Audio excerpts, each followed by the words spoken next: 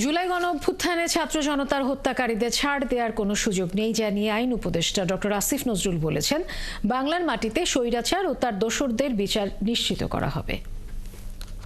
মঙ্গলবার বাংলা একাডেমি মিলনায়তনে জাতীয় কবি কাজী নজরুল ইসলামকে নিয়ে এক আলোচনা অনুষ্ঠানে তিনি এসব বলেন। গণঅভ্যুত্থান ব্যর্থ হলে ফ্যাসিস্ট সরকার সব ধ্বংস করে দিত। সাংবাদিক মাহমুদুর রহমান বলেন, আজকের বিপ্লবের জয় জাতীয় কবি কাজী নজরুলের থেকে শুরু হয়েছিল। সেই কবি নজরুলের বিপ্লবী চেতনা থেকে ধারণ করে 16 বছরে স্বৈরাচারী মতাদর্শের বাইরে গিয়ে কিশোর তরুণের বিপ্লবী আন্দোলনে দেশ স্বাধীন হয়েছে। 16 বছর ধরে ব্রেন ওয়াশের পরেও তারা মেরুদণ্ড সোজা রেখেছে, তারা তাদের ঈমান ঠিক রেখেছে, তারা এক মুহূর্তের জন্য বিচলিত হয়নি। সেটা প্রমাণ করেছে তারা জুলাই বিপ্লবের মধ্যে দিয়ে। আমাদের অবশ্যই তাদের বিচার করতে হবে। আমাকে অনেক সময় আপনারা বলেন যে পুলিশ এটা করলো কেন, জিনিসপত্রের দাম বাড়লো কেন।